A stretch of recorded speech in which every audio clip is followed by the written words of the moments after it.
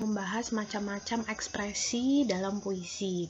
Diketahui ekspresi membaca puisi ada dua macam, yaitu ada ekspresi dari wajah dan ekspresi gerak.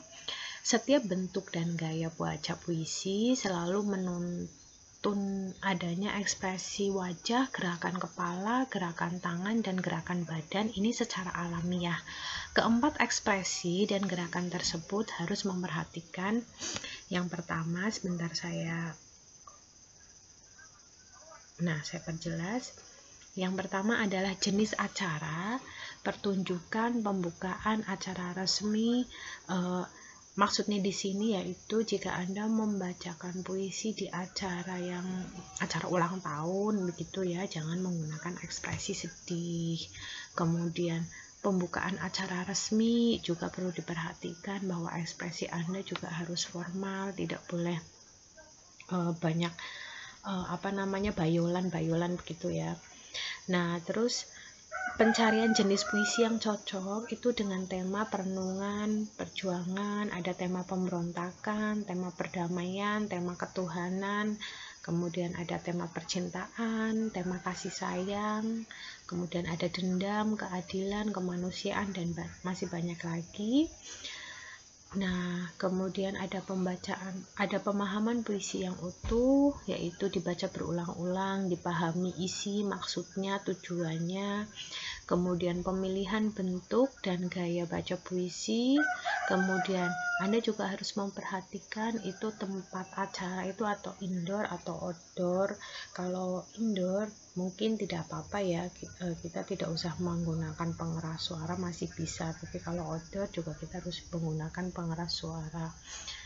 Kemudian pesertanya, kualitas komunikasi, kemudian totalitas performansi, penghayatan ekspresi, kemudian kualitas vokal, kesesuaian gerak jika menggunakan bentuk dan gaya. Teatrikal harus memperhatikan.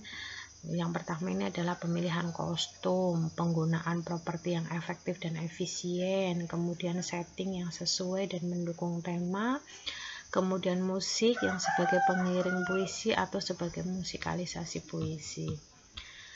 Nah, sekarang kita akan membahas bahasa ekspresi.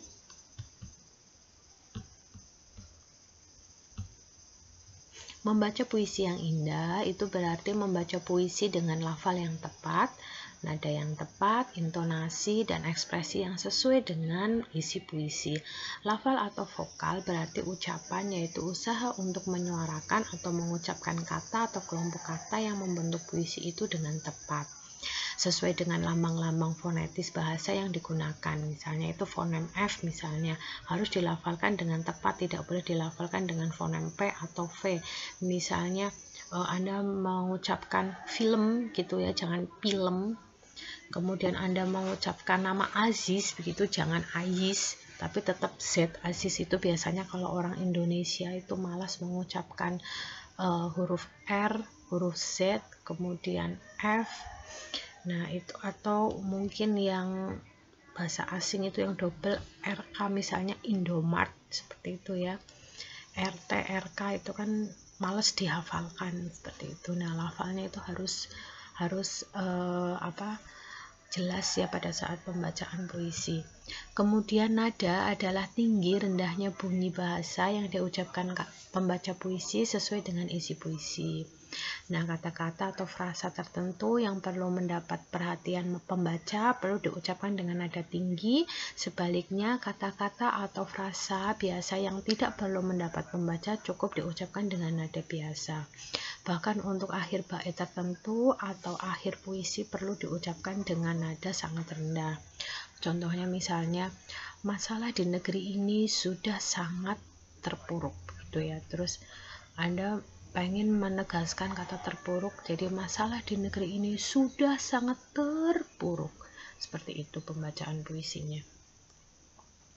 Kemudian ada di sini intonasi. Dalam pembacaan puisi berarti lagu, kalimat, yaitu ketepatan penggunaan cepat lambatnya. Maksudnya di sini itu gelombang-gelombang suara ya, keras lembutnya ucapan pembaca puisi ketika menyuarakan kata, frasa, kalimat dengan dalam puisi ini juga ditentukan dari intonasi. Nah, kemudian ekspresi merupakan raut muka yang memperlihatkan perasaan. Pembaca puisi harus memperlihatkan ekspresi sesuai dengan kandungan isi puisi yang dibacanya. Jika puisi itu bernada sedih, maka ekspresi pembaca puisi harus memperlihatkan ekspresi kesedihan pula. Sebaiknya jika puisi itu bernada gembira, maka ekspresi si pembaca puisi juga harus terlihat gembira. Nah, kemudian dikemukakan oleh Rivatere bahwa puisi itu dari dahulu hingga sekarang selalu berubah karena evolusi selera dan konsep estetik yang selalu berubah dari periode ke periode. Rivatere ini berbicara dalam kaitannya dengan pemaknaan puisi, tetapi sesungguhnya dapat dikenakan juga pada prosa. Jadi ketidaklangsungan ekspresi itu merupakan konvensi sastra pada umumnya. Karya sastra itu merupakan ekspresi yang tidak langsung, yaitu menyatakan pikiran atau gagasan secara tidak langsung dengan cara lain. Nah, ketidaklangsungan ekspresi itu menurut Rivatere disebabkan oleh 3 hal, yaitu yang pertama penggantian arti, penyimpanan arti, dan penciptaan arti. Nah, nanti akan kita membahas ini ya, penggantian arti. Jadi teman-teman, kita sudah membahas bahasa ekspresi itu ada yang pertama lafal atau vokal, kemudian nada, intonasi, ekspresi. Nah, walaupun nanti mungkin seperti saya juga tidak begitu mahir ya untuk membawakan puisi, tapi setidaknya sebagai calon guru pendidikan bahasa Indonesia itu Anda juga harus paham bagaimana nanti penilaian puisi atau mengoreksi puisi. Itu kan sering sekali mungkin nanti kalau menjadi guru bahasa Indonesia Anda disuruh menjadi juri, diminta menjadi juri pembacaan puisi, Anda tetap paham teknik-tekniknya seperti ini. Begitu, nanti kita akan membahas penggantian arti ya teman-teman. Terima kasih.